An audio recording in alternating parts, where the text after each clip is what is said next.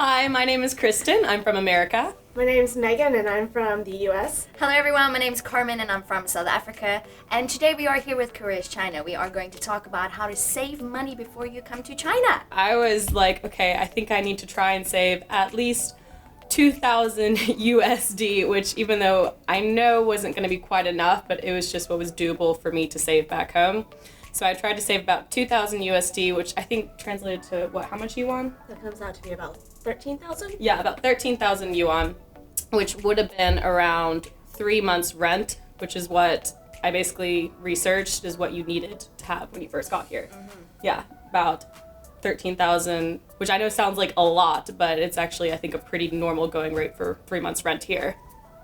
For all the South Africans out there, it might be a little bit difficult because it's a lot of money to get yourself in China. But I would say between 30,000 and 35,000, it is a lot of money. It can be less, but try and get as much money as possible to get yourself here, because the moment you are here, it's really good to have that cash for rent, for food, for just a little bit of socializing, because you're going to need that as well. So yeah, between 30 and 35,000, it gets to about 15 to 17,000 yuan. The first thing that comes to mind for me is coffee. We were trying to find coffee and we found this amazing place, which I still love. It's called Coffee Box. Their coffee, they have great deals. You can get about, what? 2 for 1. 2 for 1, yeah, the deal is 2 for 1. And how much did we pay, like? It was 30? like 30, so it comes out to be like 15 15 yuan yuan a each. coffee, which was great. But, you know, I drink a lot of coffee, so it added up really fast. A lot of people ended up also getting sick in our training group. I was also one of those people that ended up getting sick, so I ended up having to make a trip to the local pharmacy that was also by our hotel during training, and just having to pay, I think I ended up paying about like 80 yuan for medication, just trying to get better. But I was also a rolling pharmacy from America when I came over here too, so I brought everything with me possible. I think for me, guys, sometimes you are going to struggle with the food in China. I really had a hard time, so I was buying Western food the whole entire time. So my money went to food, and it was great. But try not to spend as much money on Western food and go for the Chinese ones, that you'll find something you like at the end of the day. So yes, don't eat too much Western food, but it's good. I budgeted it, but, you know, easier said than done. So I did budget it, and I now cannot, for the life of me, remember how much I actually did budget for food.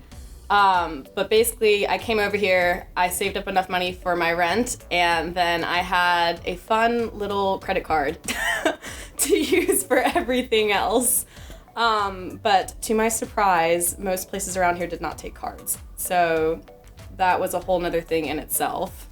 But I did end up getting it figured out. I was able to take out cash with my credit card, which I don't recommend doing, but it is what I did. And that's basically how I was able to get my other expenses.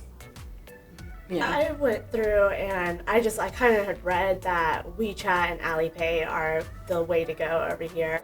And so, but what they don't really tell you is that they won't set up your cell phone and a cell phone plan until about like a week and a half since arriving. And so basically I just carried cash with me, and I gave myself a limit, 100 kwai is what I would use, and I would try not to go over that limit. Sometimes I would, because if we went out as like a big group, we would definitely end up like going over it. But you know, going and getting dumplings, you could get dumplings for 20 kwai, and it's so cheap, but it's so delicious and filling. And I mean, some days food. like you don't end up even needing to eat like a third meal, because there's just so much food, and then like snacks and stuff are very affordable too here.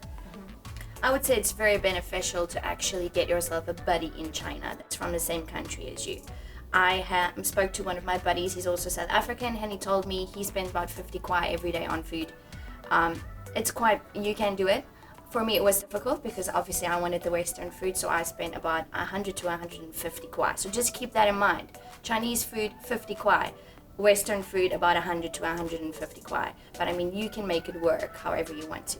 Yeah, and I think I would say overall maybe try and budget around 800 kwai for food for first month, at least around 800 kwai, I think, because although the Chinese food is very affordable, realistically you're gonna want to go out for Western food, you're gonna want to go out for drinks, and that does add up. It does. You can pay about 10-15 kwai up to 25 to 30 kwai for a decent beer, Chinese beer, and I mean that is so delicious. It tastes like back home. If you want to go a little bit more expensive on cocktails or something, that's going to be between 50 to 80 kwai. So I think stick with beers. It's good in China. Yeah, and a lot of places have happy hour specials too. So you can budget it, and they might do like a 2-for-1 deal, or they might do like 10 to 15 kwai off of a cocktail. So you can go have a cocktail and then like stick with beer afterwards. And I mean, when we go out, we generally will have a drink at home, and then I'll set myself a limit of like how much I'm willing to spend on a night out. So I try to sit there and like budget it out as well. Yeah. And you get also all of the European beers. I am very spoiled because I love German Hefeweizen, so I can find all of those over here too. So you don't have anything to worry about, honestly. But yeah, I would just do it like how you would do it at home. Pre-game a little bit at home, have a couple beers, go out and give yourself a budget. Maybe spend like 150 kwai max, depending on how much money you want to have. Socializing in China is really easy. I mean, we've got a place right across from our house or apartment called Naughty Beer, and we know the owner, Sky, and he's so amazing. So when we get there, he always gives us a free shot. So you don't always have to budget. Sometimes you get something for free. That being said, we did not know Sky prior to coming. We made friends with Sky. Made friends here. Yeah, you make friends with the locals really easily. They're so friendly. Yes. But do put money aside for socializing. Yes. I would say it's you are gonna drink, obviously, and you are gonna go out with friends, but do put money aside for that. I take the subway every single day, and I usually pay about 5 kwai to get to my center. It takes me about 30 minutes on the subway, and then I also walk about 15 minutes to get to my center. So yeah, I pay 5 kwai every day, which is what I think I said, 130, 150 kwai a month total. And that sounds like a lot, but it's only like 20 USD, 20 American dollars. So I normally pay 200 American dollars back home for gas, and I live in Atlanta. So it adds up. Here, like, I save so much money on traveling. It's great. I love it. Yeah, I pay about 4 kwai each trip, so it comes out to be about 8 kwai each day when I am commuting to work. And I could take the bus to one of my centers, but I prefer to walk, so that saves on the cost too. I know some of my colleagues prefer to take a DD, and so DD can be really inexpensive depending on where you're going, but it could also be kind of expensive depending on like how many people you're traveling with and the size of the vehicle that you actually need to order. So I know one of my colleagues says he spends probably around 20 to 35 kwai every day that he goes to work just on a DD. So, but I would rather walk because that's just who I am. Yeah. My life in China was a little bit difficult for the first month. I had to travel per bus, and it wasn't that bad actually if you think about it in terms of finances. I paid, I think, 2 kwai on the subway to go one stop, and then I climbed onto a bus for about an hour and I paid 6 kwai. That's like 12 rand in South African currency. That's insane. So it's so cheap. After the month, I came to the center in Beijing, and I'm paying 10 kwai round trip going there and back. So it's 200 kwai a month. And that would be 400 rand in South African currency. We pay about 2,000 rand per month for gas. So you really save so much money regarding the transport. And the nice thing about China is you can walk everywhere. You don't have to get into a car and drive there. The DDs are quite expensive. I do treat myself to a DD over weekends, especially on a Friday and a Sunday evening. So that costs me about 50 kwai every time. It's 100 kwai for 2 DD rides per weekend. So if you count that up, that comes to 400 kwai per month. Not needed. You can still walk and you can still use the subway. So you are going to save a lot of money regarding that. Yeah, and they also have bike rentals. So Yes. if you enjoy riding a bike, that is another option, and that's a very affordable option. Yes. I am a klutz and cannot walk without tripping over her own feet, so I refuse to ride a bike. But that being said, there are a lot of people that we work with that will take a mobike or get an electronic scooter and ride to work as well if they have a bit of a jaunt to their center. So that's another option. I think it's just also good to bear in mind that the subways do close at a certain time at night. So then if you want to go out with friends, it is good to bear in mind that you're going to have to take a DD. But get into a DD with friends. You just split the money and you're all good. It's not that bad. Yep. Or you could just be lazy like me and take DVDs everywhere. Ah, yes. That's also an option. I get discounts because I take it so much. Do you? Yes, remember, I get my vouchers. Yeah, Yes. yeah. No, if you take something enough, but I do take the bus a lot. I actually prefer the bus because I feel like the bus will take you to the exact place, whereas the subway you still have to walk, and I'm Yes. just too lazy to walk. So yeah, apparently if you take the DD and you get like a 6-seater, you get a voucher and you save up to 5 to 12 kwai per ride. So the last time I ordered us a DD, I saved about 20 kwai. So it does help if you do take DD sometimes. But train and subway and walking and bus is still so good. Yeah, Beijing is a very walkable city. Yes. So Yeah. if you're staying in Beijing. Super safe.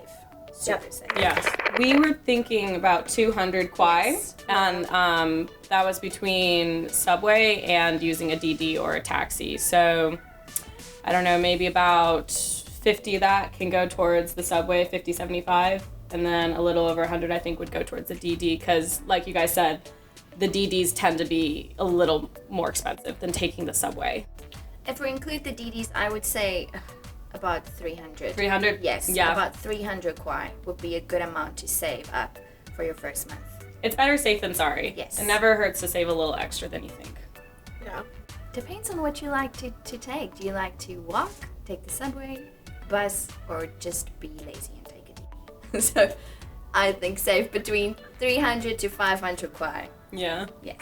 So we live in an area called Shuangjing, and that is one of the more pricier areas within Beijing.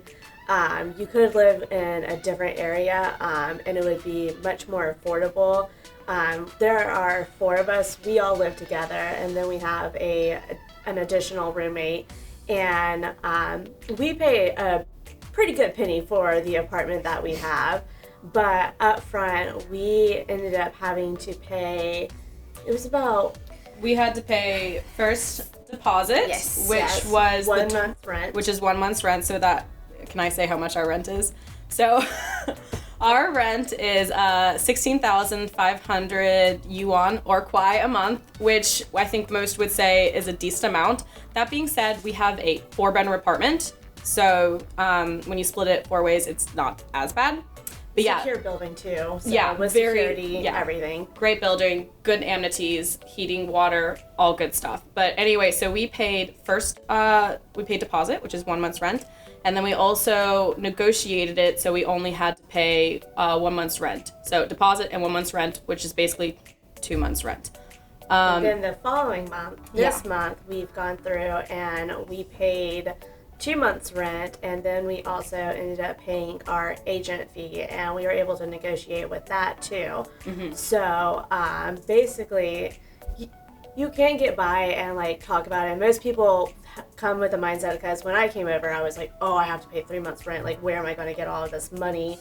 But because we were staying in Beijing, we knew it was going to be a bit pricier, but we were fortunate where our landlord and our agent were willing to work with us because they understood we had just arrived. We'd only been in China for about 2.5 weeks by the point that we were moving into our apartment. So they were willing to give us some time and space to really get everything settled financially and moved into the apartment, and then we could balance everything out with paying the rent too. So in January we'll pay 3 months rent, and that will be a hit, but it's manageable. So Yeah, it'll be great times. Yeah. So I think it's all about the location where you end up staying. You can stay in a really cheap place, which you kind of love, or you can stay in a place where expats are, that's a little bit more pricier. we like that. We liked where we stay. We love the bars. We love the malls. Love the expats and the foreigners coming around. So we pay a little bit more, but it is worth it at the end of the day. And you can pay less. We have a 2-minute walk to Yes. the metro, so Yeah. it's convenient that way too. So convenient. There's But food then, everywhere. yeah, It's just a good location. and then like if we have like some of our coworkers too, they will live right by their center. So if you live a little bit further away and you don't want a hour to hour and a half commute via subway or by DD, then a lot of people will make that decision to go and just live by the center because you're there 5 days a week.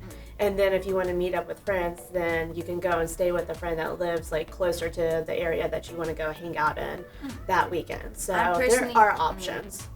I personally think it's good to stay in like a central part of Beijing because you are close to everything, especially if you have to come to the headquarters of your center and, you know, go see people for meetings, that sort of thing. So the subway is close, you got nice restaurants, you got all your friends staying here, you got the malls, and you also have a gym downstairs. We have a gym downstairs from our apartment. So Not that we use it yet. Yeah, but you can join the gym.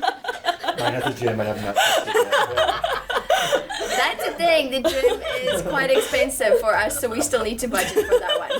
Hence why I walk. Yeah. You have to stay fit. But so I don't think we quite explained. So the reason why we pay our rent like first month's rent, 2 months in the second month, 3-month rent in the third month. The reason why we pay it that way is because I think the norm here is when you first rent an apartment, you pay 6 months rent up front. And I know that sounds terrifying and like where does anyone have that kind of money?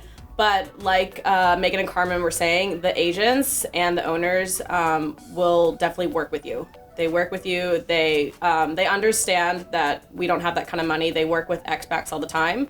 So they will help you with basically whatever you can put forward. Whatever kind of money you can put forward, they'll usually work with you on that. So don't be scared. You will find a place to live and you will be able to pay for it.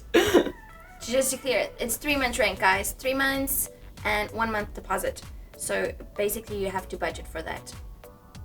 Does that make sense? Yes. Yeah. So agency fee, deposit, 1 to 3 months rent. So it's going to be about 4, that's what we pay per month for rent. Plus the deposit is the full amount, 16,500. And then the agency fee is what you can bargain, but it's usually 1 month's rent as well. We were referred about 6 or 7 folks that could definitely help us with finding an apartment. But we have friends that are in Nanjing, and their schools that they're working at went through and basically found apartments. They had asked them specifications that they wanted: 1 bedroom, 2 bedroom, studio apartment, how close to the center that you're working at, what time, like how long are you willing to spend on the metro, you know, any amenities that are a must-have for them. And they went through and found several apartments and then gave them a list. And so as soon as they got to their city, they basically did an apartment hunt that morning, and then by the afternoon they had to make a decision on where they were going to stay. And it sounds very fast-paced, but they were also communicating with the people that they work with and being able to see photos beforehand and then going and doing a walkthrough of the apartments. I would definitely get an Yes. agent, definitely get a referral. And you're going to be easy. It's going to be so easy to get a referral because pretty much everyone who's worked here prior to you used an agent. And So yeah, has been in the same situation as you. So Yeah. they really are so helpful. Everyone's gonna send you an agent. Then the agent's gonna start sending you photos, and then based on the photos, you can choose which apartments you want to go have a look at. And then after that, you discuss finances.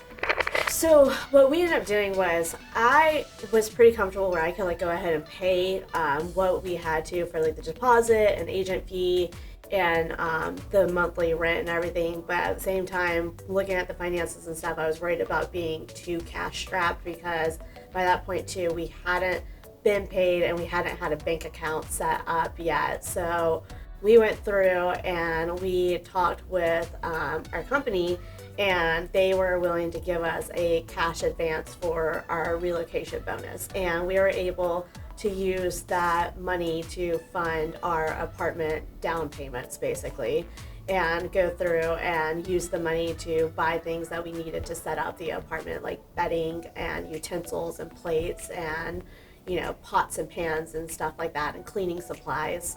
So that way we could get into the apartment and just start feeling settled and at home.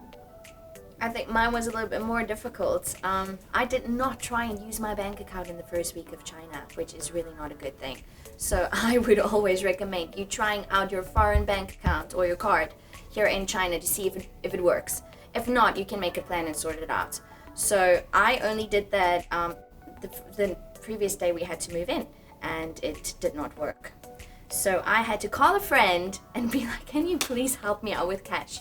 Because obviously I need to pay my apartment. So I figured out my bank account or my bank card that day, and also changed my limits, got the cash out, and then I could pay my friend back in 2 days. So make sure your card works, your foreign card works here in China, so that you are able to use the money if you are cash strapped. It is a lot of money, so make sure you do have it. I just researched prior to make sure that my foreign cards would work here, and it said they did. Yet I was still very scared to try them because I was worried they wouldn't work, because if they weren't going to work, I was like, what am I going to do? But thankfully they did work. I did take out some extra cash from my home cards to help pay for our deposit and our first month's rent, which I think was okay. I think I wished I would have saved up a little bit more back home, but like I said earlier, it just isn't doable for everyone. So if you had to, it's okay. You know, you can withdraw some money from your card here. It's doable. The ATMs, the Chinese ATMs here will allow you to withdraw money with your cards from home. Yes. That makes sense. Yeah, your bank cards from home. The other option Kristen talked about on our way here, actually, we said it's good to just maybe draw all the cash and bring it to China, Yeah. so that you don't have to worry about any cards that you have to use to draw money from. Yeah. So if you can, maybe get the cash here and have it there to pay your rent, pay the agency fees, pay your deposit. And I know that sounds kind of like scary, or maybe not the safest plan to like get all that money and then like carry it with you to China. But, you know, just be smart about it. You know, don't put it all in your wallet. Put it in different places, like you can hide, like, you know, maybe like in your sock, or some in your purse, some in your suitcase. Just split it up. Be safe about it. And then when you have it here, your agents, like we said, your agents will be okay about taking cash. You don't just have to like transfer them money. Yeah. We used cash as a deposit Yes. for the apartment when we finally decided on where we actually wanted to be. So, and our agent was very helpful in taking that, and he sent us a receipt immediately upon receiving the deposit. Yes. What I did, I got a body purse. It's something you strap on your body that's underneath your clothes while you travel to a foreign country, and all of my money was in there. So that's a good way to always make sure that it is okay. So it's safe to travel with it. So our apartment is a very nice apartment, but we went through and ended up just doing a top to bottom scrub down. So we spent probably about 500 kwai on cleaning supplies and like a mop and dish rags, and just being able to go through and just scrub the apartment and just get it to our cleaning standards where we felt comfortable being there. So that was about 500 kwai, and then water too, so definitely don't drink the tap water. We've been spending a lot of money on bottled water, so we generally spend about 30 to 50 kwai every week on jugs of water, because being here in Beijing specifically, the air is very dry and you do get dehydrated faster than if you are in possibly like a different area of China. So that's one thing that we did not foresee coming into the apartment, and we're actually in the process of trying to figure out a water system and like a water delivery system. So, but yeah, and then just like bedding and stuff, and like depending on like the type of bedding that you want. But I spent probably about 300 on like getting pillows and sheets and a comforter. Actually, no, I probably spent about 700 on all of that. To be honest. So I spent 700 on bedding because I Yes. just wanted to be comfortable, and then I needed a light too. So, but yeah, I mean, it's just I would say, like, once you get into your apartment, probably expect to spend between 1,000 and 2,000 kwai because you're going to need, you know, the pots, the pans, the plates, the bowls, food, you know, things just to start slowly getting your apartment set up and built. And after our first month, we spent a lot of money up front, but now it's starting to even itself out because we come home at night and we cook dinner and we're able to spend the evenings in because sometimes you just don't want to go out and like have to figure out how to order a meal, and it's just nice to come home and like we can cook dinner and just hang out and talk. Yeah. So yeah, basically for your room, you're going to need your sheets, a mattress cover or protector. You're going to need a duvet cover, pillows, depending on how many pillows you like to sleep with. I like to sleep with 4, so I had to spend a little bit more money on pillows. So that cost me about 300 kwai just for my pillows. So yeah, I spent about 1,000 to 1,500 just on bedding. But I wanted to be comfortable because you are staying here for a year. So make sure you buy the stuff, the decent stuff that you need up front. Then also I bought a humidifier because the air here in China is not very good. We got a lot of pollution going on, so we put the moist back in the air with the humidifier. It's not a lot. I paid about, I think, 60 kwai for it, and then you just throw in water and you let it go for the whole day. So that's also a small cost that you can bear in mind. To be honest with you guys, I bought 2 pillows up front with my sheets and my duvet, and that was not that expensive. I think I paid 500 kwai, but that was, you know, good quality duvet covers and a good quality duvet and pillows.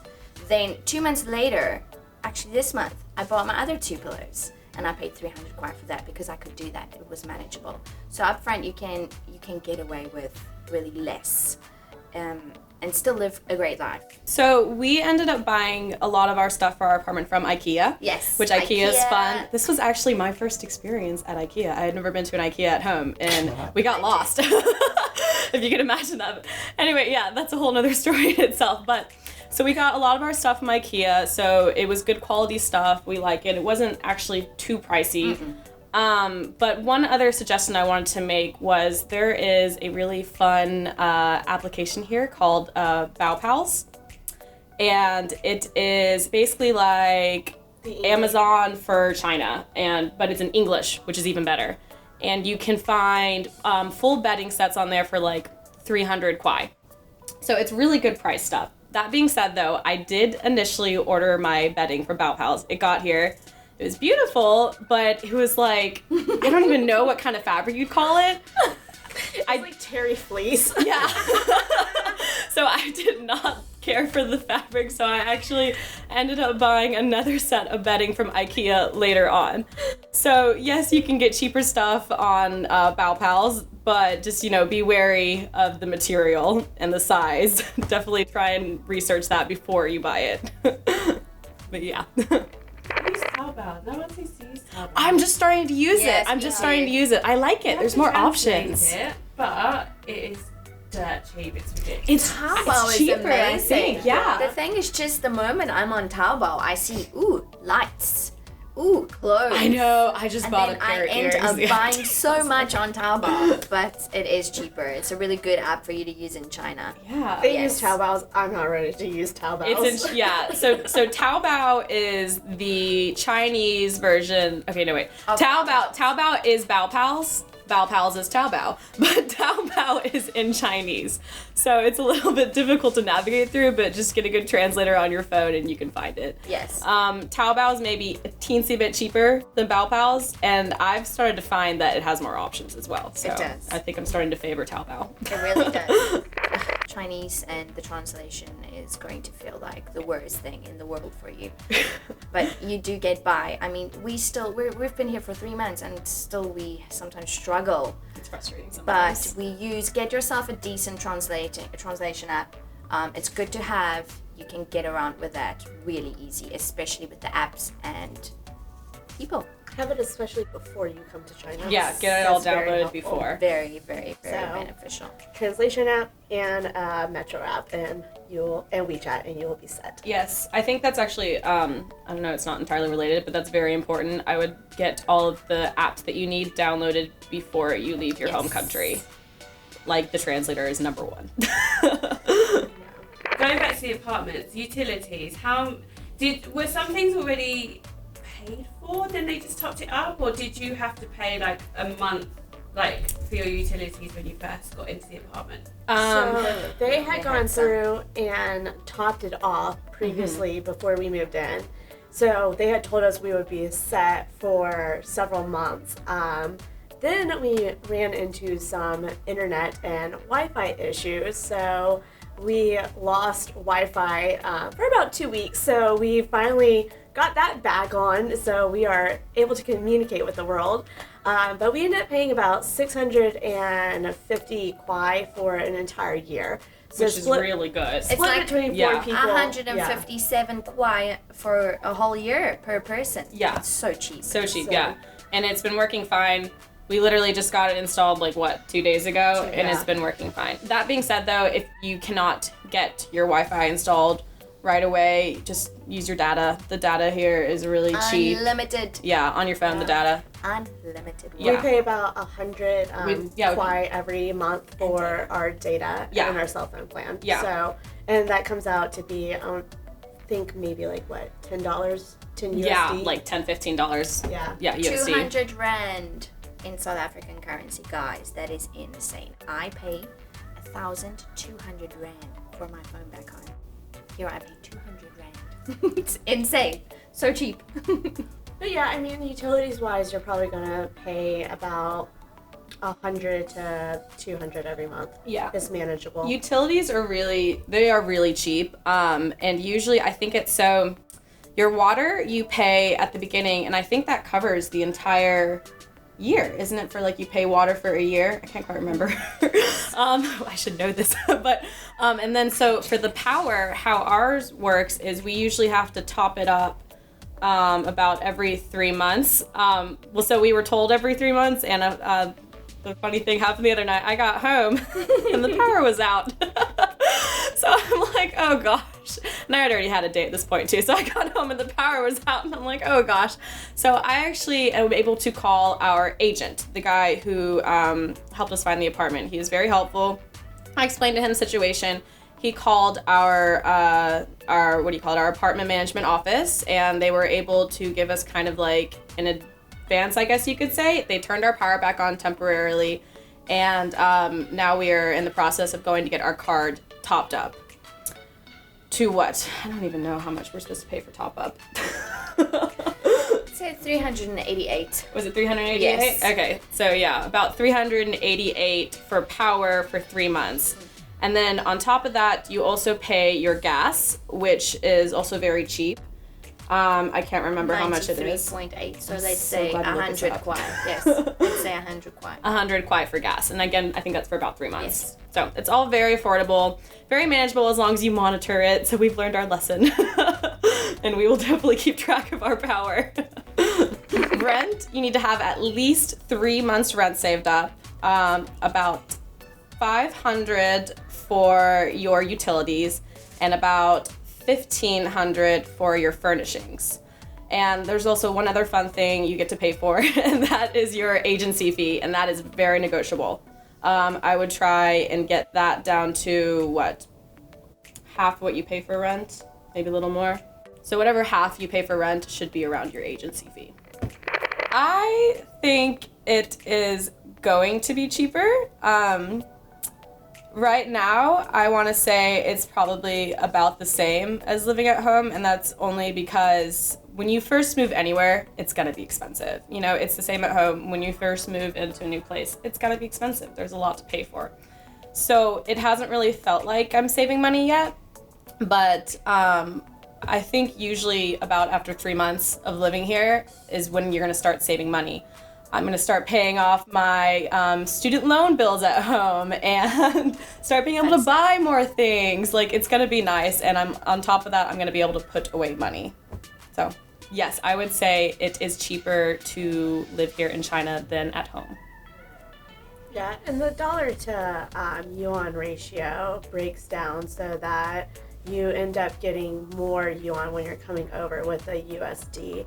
And it is helpful compared to back home and everything, because if you go out for a meal, you might pay $15 to $20 for a decent meal back in the U.S. But we went out one night and we did hot pot, and there was 4 of us, and the bill came out to be about like 160 kwai, and I did the conversion, and it comes out to be it was like 22 USD for the 4 of us to have dinner together. And I mean, that just is unheard of back in the United States. Right, and it's so much food, just for $20. Like, that's awesome. Yeah. For South Africans, I think, yes, you do get to save up a lot of money, like Kristen said, only in 3 months. But it's still good because you get to take a lot of money home again, or send a lot of money home to save up for something cool that you've been planning there. You know, think of your 5-year plan. Then also, yes, it is a little bit expensive for me at the moment, especially with the food.